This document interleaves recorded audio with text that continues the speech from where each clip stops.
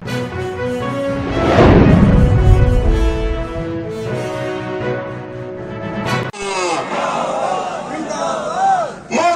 सरकार मुर्दाबाद।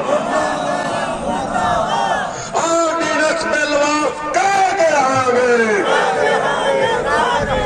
Ordinance bill वापस करा देंगे। साडे साडे सरकारां करदियां की सरकार कर दिया कि पर्ची ने ठेकेदारों पर्ची ने ठेकेदारों की करनगे जला खाने।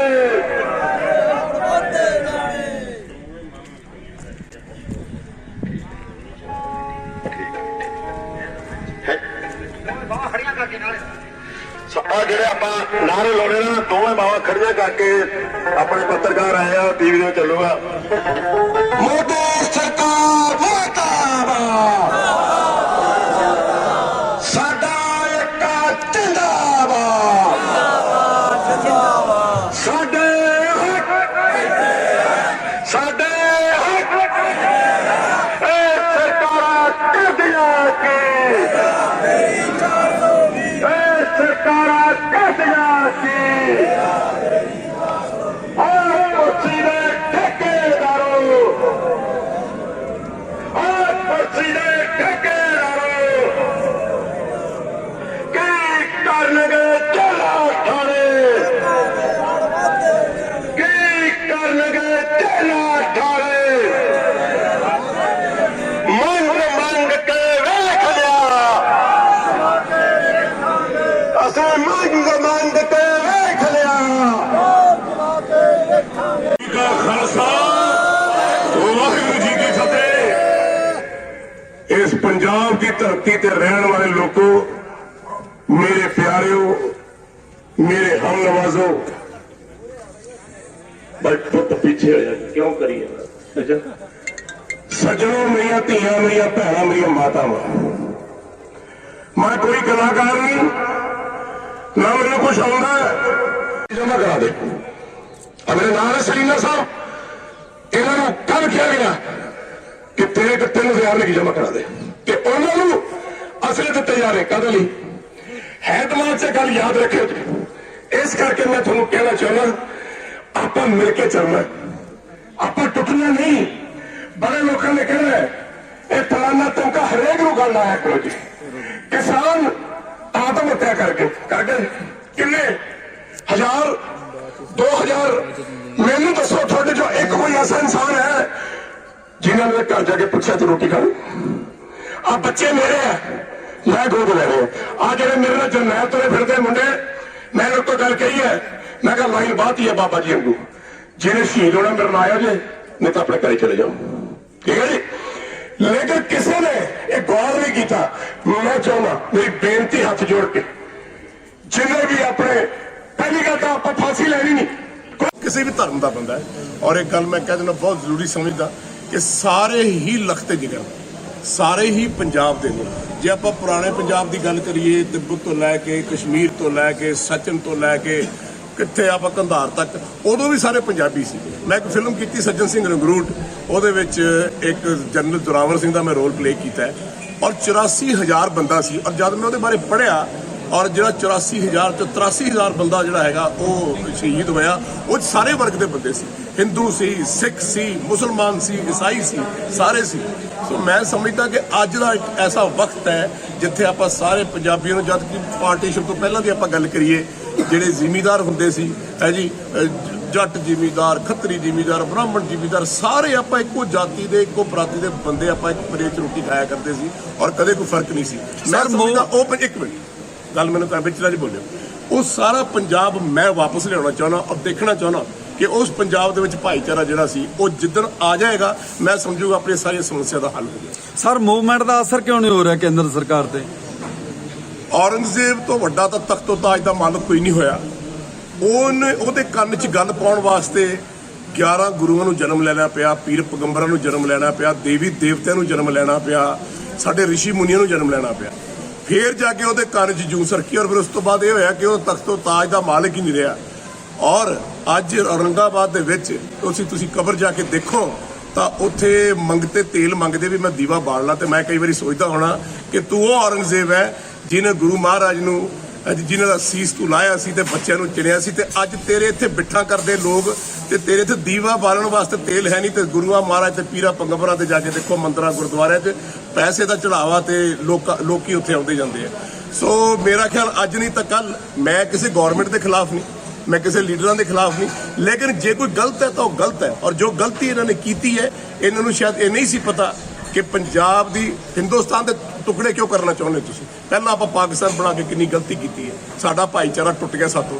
ਹੁਣ ਅੱਜ ਦੀ ਡੇਟ ਦੇ ਵਿੱਚ ਜੇ ਤੁਸੀਂ ਇਹ ਕੰਮ ਕਰੋਗੇ, ਇਹ ਤਾਨਾਸ਼ਾਹੀ ਕਰੋਗੇ, ਤਾਂ ਫਿਰ ਉਹਦਾ ਜਿਹੜਾ ਹੈ ਜਿੱਦਣ ਗੱਜਗਿਰੀ ਤਾਂ ਬਹੁਤ ਤਗੜੀ ਗਿਜੂਗੀ। ਹੁਣ ਤੁਹਾਡੇ ਸਾਹਮਣੇ ਦੇਖੋ, ਅਸਰ ਸੈਂਟਰ ਤੇ ਹੋਵੇ ਨਾ ਹੋਵੇ, ਹਿੰਦੁਸਤਾਨ ਤੇ ਅਸਰ ਹੋ ਰਿਹਾ, ਤੁਹਾਡੇ ਸਾਰਿਆਂ ਤੇ ਹੋ ਰਿਹਾ ਅੱਜ ਨਹੀਂ ਤਾਂ ਕੱਲ। ਕਿਉਂਕਿ ਜਦ ਵੀ ਕੋਈ ਅੰਦੋਲਨ ਚੱਲਦਾ ਹੈ, ਜਦ ਵੀ ਕੋਈ ਜਾਗ੍ਰਿਤੀ ਆਉਂਦੀ ਹੈ, ਉਹਦੇ ਲਈ ਟਾਈਮ ਤਾਂ ਲੱਗਦਾ ਹੀ ਹੈ। ਔਰ ਮੈਂ ਸਮਝਦਾ ਆਉਣ ਵਾਲੇ ਟਾਈਮ ਦੇ ਵਿੱਚ ਅਸਰ ਨਹੀਂ, ਬਹੁਤ ਧਰਨੇ ਤੇ ਬੈਠੇ ਕਿਸਾਨਾਂ ਦੀਆਂ ਮੌਤਾਂ ਹੋ ਰਹੀਆਂ, ਉਹ ਤਾਂ ਨਹੀਂ ਖਾਨਾ ਪੂਰਤੀ ਹੋਣੀ।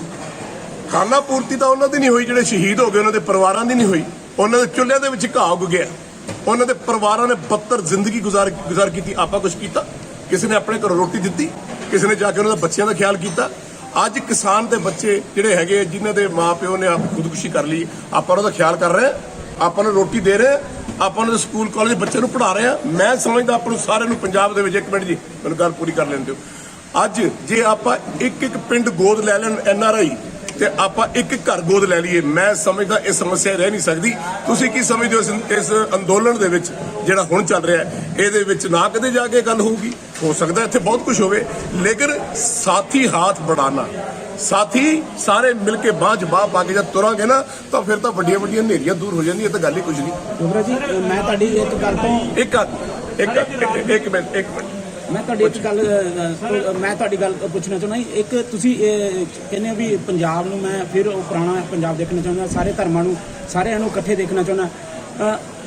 ਦੂਜੇ ਪਾਸੇ ਗੁਰੂ ਪਤਵੰਤ ਸਿੰਘ ਜੀ ਜਿਹੜਾ ਇਹ ਖਾਲਿਸਤਾਨ ਦੀ ਮੁਹਿੰਮ ਚਲਾ ਰਹੇ ਆ, ਪੰਜਾਬ ਨੂੰ ਤੋੜਨ ਦੀ ਕੋਸ਼ਿਸ਼ ਕਰ ਰਿਹਾ, ਪਰ ਅੱਜ ਦੇ ਨੌਜਵਾਨ ਨੂੰ ਜਿਨ੍ਹਾਂ ਨੇ ਉਹ ਸੰਤਾਪ ਨਹੀਂ ਭੋਗਿਆ ਅੱਤਵਾਦ ਦਾ, ਉਹਨਾਂ ਨੂੰ ਗੁੰਮਰਾਹ ਕਰ ਰਹੇ ਆ। ਉਹਦੇ ਬਾਰੇ ਤੁਸੀਂ ਕੀ ਕਹਿੰਦੇ? ਮੈਂ ਹਮੇਸ਼ਾ ਪੰਜਾਬੀ ਸੂਬੇ ਦੀ ਗੱਲ ਕੀਤੀ ਹੈ, ਔਰ ਜਦ ਮੈਂ ਪੰਜਾਬੀ ਸੂਬੇ ਦੀ ਗੱਲ ਕਰਦਾ ਉਦੋਂ ਮੈਂ ਸਾਰੇ ਵਰਗ ਦੀ ਗੱਲ ਕਰਦਾ। ਪੰਜਾਬੀ ਸੂਬਾ ਤਿੱਬਤ ਤੋਂ ਲੈ ਕੇ ਕੰਧਾਰ ਤੋਂ ਲੈ ਕੇ ਕਸ਼ਮੀਰ ਤੋਂ ਲੈ ਕੇ ਸਚਿਨ ਤੋਂ ਲੈ ਕੇ ਦਿੱਲੀ ਤੱਕ, ਇਹ ਪੰਜਾਬੀ ਸੂਬਾ। ਅੱਜ ਵੀ ਮੈਂ ਪੰਜਾਬੀ ਸੂਬੇ ਦੀ ਗੱਲ ਕਰਦਾ। ਜਦੋਂ ਪਾਰਟੀਸ਼ਨ ਹੋਈ ਉਦੋਂ ਵੀ ਪੰਜਾਬੀ ਸੂਬੇ ਦੀ ਗੱਲ ਹੈ। ਜਦ ਤੁਸੀਂ ਪੰਜਾਬੀ ਸੂਬੇ ਦੀ ਗੱਲ ਕਰੋਗੇ, ਉਦੋਂ ਸਾਰੇ ਵਰਗ ਦੇ ਲੋਕ ਤੁਹਾਡੇ ਬਰਾਬਰ ਚੱਲਣਗੇ, ਸਾਰੇ ਧਰਮ ਦੇ ਲੋਕ ਤੁਹਾਡੇ ਨਾਲ ਚੱਲਣਗੇ। ਕੈਸਾ ਰਾਜਾ ਮਹਾਰਾਜਾ ਰਣਜੀਤ ਸਿੰਘ ਹੋਇਆ, ਜਿਹਨੇ 40 ਸਾਲ ਰਾਜ ਕੀਤਾ, ਔਰ ਉਸ ਰਾਜ ਦੇ ਵਿੱਚ ਕਦੇ ਕਿਸੇ ਨੂੰ ਮੌਤ ਦੀ ਸਜ਼ਾ ਨਹੀਂ ਹੋਈ, ਕਦੇ ਧਰਮ ਪਿੱਛੇ ਲੜਾਈ ਨਹੀਂ ਹੋਈ, ਕਦੇ ਜ਼ਿੰਦਗੀ ਦੇ ਵਿੱਚ ਐਜੀਟੇਸ਼ਨ ਨਹੀਂ ਹੋਈ, ਕਦੇ ਉੱਥੇ ਕਿਸੇ ਗਲਤ ਚੰਗੇ ਆਦਮੀ ਨੂੰ ਕਦੇ ਸਜ਼ਾ ਨਹੀਂ ਮਿਲੀ, ਔਰ ਹਰ ਅਨਾਜ ਮਿਲਦਾ ਰਿਹਾ। ਰਾਤ ਨੂੰ ਧੀਆਂ ਭੈਣਾਂ ਲੋਕ ਆਪਣੇ ਕੰਮ ਕਰਦੇ ਸੀ ਤੇ ਤਾਲੇ ਨਹੀਂ ਸੀ ਲੱਗਦੇ। 40 ਸਾਲ ਉਹ ਰਾਜ ਤੋਂ ਆਪਾਂ ਕੀ ਸਿੱਖਿਆ ਕਿ ਮੁਲਤਾਨ ਦੀ ਲੜਾਈ ਤੋਂ ਬਾਅਦ ਉਹਨੇ ਦੋਨੋਂ ਭਰਾਵਾਂ ਨੂੰ ਇਹ ਕਿਹਾ ਵੀ ਤੂੰ ਲੜਿਆ ਬਹੁਤ ਜ਼ਬਰ ਜੰਗ ਹੈ, ਆ ਲੈ ਤੂੰ ਫੜ, ਅੱਜ ਤੋਂ ਤੈਨੂੰ ਮਾਫ ਕੀਤਾ, ਮੈਂ ਤੈਨੂੰ ਮਾਰਨਾ ਨਹੀਂ ਚਾਹੁੰਦਾ। ਧੌਲ ਧਰਮ ਦਇਆ ਦਾ ਪੂਤ, ਜਿਹਦੇ ਹਿਰਦੇ 'ਚ ਦਇਆ ਨਹੀਂ ਹੈ ਉਹ ਬੰਦਾ ਜ਼ਿੰਦਗੀ 'ਚ ਮੈਂ ਸਮਝਦਾ ਇੱਕ ਜਾਨਵਰ ਦੇ ਨਾਈ ਹੈ। ਤੇ ਆਪਾਂ ਇਨਸਾਨ ਆ, ਜਿੰਨੀ ਦਇਆ ਜਿੰਨਾ ਪਿਆਰ ਆਪਾਂ ਇੱਕ ਦੂਜੇ ਨੂੰ ਨਾਲ ਲੈ ਕੇ ਇੱਕ ਦੂਜੇ ਨਾਲ ਕਰਾਂਗੇ, ਮੈਂ ਸਮਝਦਾ ਆਉਣ ਵਾਲਾ ਪੰਜਾਬ, ਆਉਣ ਵਾਲਾ ਹਿੰਦੁਸਤਾਨ ਬਹੁਤ ਖੂਬਸੂਰਤ ਹੋਊਗਾ। ਔਰ ਮੈਂ ਇੱਕ ਗੱਲ ਭਾਜੀ ਹੋਰ ਪੁੱਛਣਾ ਚਾਹੁੰਦਾ, ਹਿੰਦੁਸਤਾਨ ਕਿਸੇ ਦੇ ਬਾਪ ਦਾ ਹੈ, ਅਸੀਂ ਹਿੰਦੁਸਤਾਨ ਨੂੰ ਅੱਡ ਨਹੀਂ ਹੋਣ ਦੇਣਾ, ਅਸੀਂ ਹਿੰਦੁਸਤਾਨ ਦੇ ਟੁਕੜੇ ਨਹੀਂ ਹੋਣ ਦੇਣੇ। ਅੱਗੇ ਅਸੀਂ ਪਾਕਿਸਤਾਨ ਬਣਾ ਕੇ ਬਹੁਤ ਵੱਡੀ ਗਲਤੀ ਕੀਤੀ ਹੈ। ਹਿੰਦੁਸਤਾਨ ਸਾਡਾ ਕੰਧਾਰ ਤੋਂ ਲੈ ਕੇ ਕਸ਼ਮੀਰ ਤੋਂ ਲੈ ਕੇ ਤਿੱਬਤ ਤੋਂ ਲੈ ਕੇ ਅੱਜ ਵੀ ਚੀਨ ਵਾਲਿਆਂ ਨੂੰ ਪੁੱਛੋ ਵੀ ਸਾਡੀ ਜ਼ਮੀਨ ਤੇ ਉਹਨੇ ਕਬਜ਼ਾ ਕੀਤਾ ਹੋਇਆ, ਉਹ ਹਮੇਸ਼ਾ ਗੱਲ ਕਰ ਦਿੰਦੇ ਨੇ ਕਿ ਜੀ ਇਹ ਸਿੱਖਾਂ ਦੀ ਚੀਜ਼ ਹੈ, ਸਿੱਖ ਲੈ ਜਾਣ। ਇਹ ਸਾਡੀ ਚੀਜ਼ ਹੈ, ਸਾਡੇ ਸਾਰੇ ਵਰਗ ਦੀ ਚੀਜ਼ ਆ, ਸਾਨੂੰ ਵਾਪਸ ਕਰਨੀ ਚਾਹੀਦੀ ਹੈ। ਸੋ ਜਿੱਦਣ ਆਪਾਂ ਆਵਾਜ਼ ਸਾਰਿਆਂ ਦੀ ਉਠਾਵਾਂਗੇ, ਇੱਕ ਮਜ਼ਦੂਰ ਜਿਹੜਾ ਰੋੜੀ ਢੋਂਦਾ ਮੈਨੂੰ ਵੀ ਬਹੁਤ ਪਿਆਰਾ, ਇੱਕ ਰਿਕਸ਼ਾ ਚਲਾਉਂਦਾ ਮੈਨੂੰ ਵੀ ਬੜਾ ਪਿਆਰਾ, ਇਹ ਲੋਕ ਨੇ ਜਿਨ੍ਹਾਂ ਨੂੰ ਨਾਲ ਲੈ ਕੇ ਮੋਢੇ ਤੇ ਬਿਠਾ ਕੇ ਚੱਲੋਗੇ ਤੁਸੀਂ, ਤਾਂ ਗੱਲ ਹੈ। ਜਦ ਗੁਰੂ ਸਾਹਿਬ ਨੇ ਇੱਕ ਪ੍ਰਥਾ ਬਣਾਤੀ ਕਿ ਬਈ ਸਾਰੇ ਇੱਕੋ ਜਗ੍ਹਾ ਬੈਠ ਕੇ ਰੋਟੀ ਖਾਣਗੇ, ਫਿਰ ਉੱਥੇ ਵੱਡਾ ਕੀ ਤੇ ਛੋਟਾ ਕੀ ਤੇ ਧਰਮੀ ਕੀ ਤੇ ਗਰੀਬ ਕੀ ਤੇ ਅਮੀਰ ਕੀ, ਮੈਂ ਉਹ ਸੁਨੇਹਾ ਲੈ ਕੇ ਆਇਆ ਔਰ ਮੈਂ ਕੌਮ ਨੂੰ ਜਗਾਉਣਾ ਚਾਹੁੰਦਾ। ਇਹ ਕਹਿਣਾ ਚਾਹੁੰਦਾ, ਸਾਥੀਓ ਸਾਰੇ ਇਕੱਠੇ ਹੋ ਕੇ ਚੱਲੋ, ਸਾਰੇ ਧਰਮ ਆਪਣੇ, ਏਕ ਨੂਰ ਤੇ ਸਭ ਜਗ ਉਪਜਿਆ, ਕੌਣ ਭਲੇ ਕੋ ਮੰਦੇ, ਗੱਲ ਹੀ ਖਤਮ ਹੋ ਜਾਏ। ਅੱਜ ਕਿੱਥੇ ਕਿੱਥੇ ਜਾਣਾ ਜੀ? ਮੇਰਾ ਇੱਕ ਸਵਾਲ ਹੈ ਤੁਹਾਡੇ ਕੋਲ। ਬਹੁਤ ਵਧੀਆ ਗੱਲ ਕੀਤੀ ਹੈ ਤੁਸੀਂ ਸਾਰੇ ਇਕੱਠੇ ਹੋਣਗੇ। ਮੈਂ ਹਮੇਸ਼ਾ ਹੀ ਕਰਦਾ ਹਾਂ ਜੀ। ਬਿਲਕੁਲ ਬਹੁਤ ਵਧੀਆ ਗੱਲ ਹੈ, ਇਹੀ ਹੋਣਾ ਚਾਹੀਦਾ ਹੈ। ਇੱਕ ਪਾਸੇ ਪੰਜਾਬ ਦੀਆਂ ਸਿਆਸੀ ਧਿਰਾਂ ਕਿਸਾਨੀ ਮਸਲੇ ਤੇ ਦਿੱਲੀ 'ਚ ਜਿਹੜੀਆਂ ਨਾ ਧਰਨੇ ਤੇ ਬੈਠੀਆਂ, ਦੂਜੇ ਪਾਸੇ ਟ੍ਰਿਬਿਊਨ ਦੀ ਇੱਕ ਰਿਪੋਰਟ ਹੈ ਵੀ ਪੰਜਾਬ 'ਚ ਜਿਹੜੀ ਹੈਗੀ ਖੇਤੀ ਕਾਨੂੰਨ ਲਾਗੂ ਕਰਕੇ ਪੰਜਾਬ ਸਰਕਾਰ ਨੇ ਇੱਕ ਫਰਮ ਨੂੰ ਉਹਦਾ ਫਾਇਦਾ ਦਿੱਤਾ। ਇਹ ਕੀ ਇਹ ਗੱਲ ਸਮਝ ਨਹੀਂ ਆਉਂਦੀ। ਮੈਂ ਗੱਲ ਸਮਝਾਉਣਾ ਜੀ। ਪਹਿਲੀ ਗੱਲ ਤਾਂ ਇਹ ਹੈ ਕਿ ਪਾਰਲੀਮੈਂਟ ਦੇ ਵਿੱਚ ਤੁਸੀਂ ਖੜੇ ਹੋ, ਸਾਰੀਆਂ ਆਪੋਜੀਸ਼ਨ ਪਾਰਟੀਆਂ ਇੱਕ ਪਾਸੇ ਹੋਣ, ਤੁਹਾਡੇ ਕੋਲ 70-80 ਐਮਪੀ ਤਾਂ ਹੋਣਗੇ। ਤੁਸੀਂ ਜਾ ਕੇ ਪ੍ਰੈਜ਼ੀਡੈਂਟ ਨੂੰ ਕਹਿ ਨਹੀਂ ਸਕਦੇ ਕਿ ਜੀ, ਕਿਉਂਕਿ ਤੁਹਾਨੂੰ ਸੰਵਿਧਾਨ ਦਾ ਪਤਾ ਹੋਣਾ, ਜੇ ਇੱਕ ਬੰਦਾ ਵੀ ਆਬਜੈਕਟ ਕਰਦਾ ਤਾਂ ਵੀ ਉਹ ਬਿੱਲ ਤੇ ਰੀਕਨਸੀਡਰੇਸ਼ਨ ਹੁੰਦੀ ਹੈ, ਇਹ ਆਪਣੇ ਪਾਰਲੀਮੈਂਟ ਦੇ ਵਿੱਚ। ਤੇ ਤੁਸੀਂ ਉੱਥੇ ਜਾ ਕੇ ਸਭ ਕੁਝ ਕਰ ਵੀ ਆਏ, ਇੰਡਾਇਰੈਕਟਲੀ ਤੁਸੀਂ ਬਿੱਲ ਵੀ ਪਾਸ ਕਰਾ ਲਿਆ, ਤੇ ਇੱਥੇ ਆ ਕੇ ਵੀ ਡਰਾਮੇਬਾਜ਼ੀ ਕਰਨ ਦੀ ਕੀ ਲੋੜ ਹੈ? ਮੈਂ ਇਹ ਕਹਿਣਾ ਚਾਹੁੰਦਾ। ਹਾਂ, ਤੁਸੀਂ ਸਪਸ਼ਟ ਹੋ ਕੇ ਉੱਥੇ ਵਾਕਆਊਟ ਕਿਉਂ ਕੀਤਾ? ਤੁਸੀਂ ਪਾਰਲੀਮੈਂਟ ਦੇ ਵਿੱਚ ਖੜ ਕੇ ਕਹਦੇ ਆਹ ਪਏ ਨੇ ਬਿੱਲ, ਅਸੀਂ ਬਿੱਲ ਨਹੀਂ ਪਾਸ ਹੋਣ ਦੇਣਾ, ਭਾਵੇਂ ਉੱਥੇ ਡਾਂਗਾ ਚੱਲਦੀਆਂ ਜੋ ਮਰਜ਼ੀ ਹੁੰਦਾ, ਫਿਰ ਮੈਂ ਸਮਝਦਾ ਹਾਂ ਵੀ ਇਹ ਬੰਦੇ ਠੀਕ ਨੇ। ਸਾਰੀਆਂ ਧਿਰਾਂ ਡਰਾਮੇਬਾਜ਼ੀ ਨਹੀਂ, ਇੱਕ ਮਿੰਟ, ਇਸੇ ਕਰਕੇ ਮੈਂ ਕਹਿੰਦਾ ਕਿ ਜ਼ਿੰਦਗੀ ਦੇ ਵਿੱਚ ਜਿਹੜਾ ਰਾਜਾ ਹੋ ਕੈਸਾ ਹੋ, ਰਾਜਾ ਐਸਾ ਹੋਣਾ ਚਾਹੀਦਾ। ਤੁਸੀਂ ਸਾਰੇ ਆਪਣੇ ਆਪਣੇ ਘਰ ਚਲਾਉਂਦੇ ਹੋ, ਤੁਹਾਡੇ ਬੱਚੇ ਹੈ, ਬੀਵੀ ਹੈ, ਮਾਂ ਪਿਓ ਹੈ ਘਰ ਦੇ ਵਿੱਚ। ਤੁਹਾਨੂੰ ਰਾਤ ਨੂੰ ਕਿਵੇਂ ਨੀਂਦ ਆਉਂਦੀ ਹੈ ਜਦ ਤੁਹਾਡੇ ਬੱਚੇ, ਤੁਹਾਡੇ ਮਾਂ ਪਿਓ ਜਾਂ ਤੁਹਾਡੇ ਘਰ ਦੇ ਭੁੱਖੇ ਸੌਂਦੇ ਆ? ਮੈਂ ਸਮਝਦਾ ਨਾ, ਰਹਿਨੁਮਾ ਹਿੰਦੁਸਤਾਨ ਦਾ ਜਾਂ ਸੀਐਮ ਜਾਂ ਕੋਈ ਵੀ, ਉਹ ਸਾਡੇ ਮਾਤਾ ਪਿਤਾ ਨੇ, ਉਹ ਸਾਡੇ ਰਹਿਨੁਮਾ ਨੇ। ਅਸੀਂ ਇਹ ਉਮੀਦ ਕਰਦੇ ਹਾਂ ਕਿ ਜਾ ਕੇ ਉਹਨਾਂ ਕੋਲ ਰੋਵਾਂਗੇ ਵੀ ਸਾਡੀ ਇਹ ਤਕਲੀਫ ਹੈ, ਸਾਨੂੰ ਗਲ ਨਾ ਲਾ ਕੇ ਕਹਿਣਗੇ ਪੁੱਤਰਾ ਮੈਂ ਰੋਟੀ ਬਾਅਦ ਚ ਖਾਊਂਗਾ, ਪਹਿਲਾਂ ਤੇਰਾ ਢਿੱਡ ਭਰੂੰਗਾ। ਰਾਜਾ ਐਸਾ ਹੋਣਾ ਚਾਹੀਏ। ਕੌਣ ਕੀ ਕਰ ਰਿਹਾ ਮੈਨੂੰ ਨਹੀਂ ਪਤਾ, ਮੈਨੂੰ ਸਿਰਫ ਇਹ ਪਤਾ ਹੈ ਕਿ ਮੈਂ ਕੀ ਕਰਨਾ ਹੈ, ਮੇਰੀ ਕੀ ਡਿਊਟੀ ਲੱਗੀ ਹੈ, ਉਹ ਜ਼ਰੂਰੀ ਹੈ।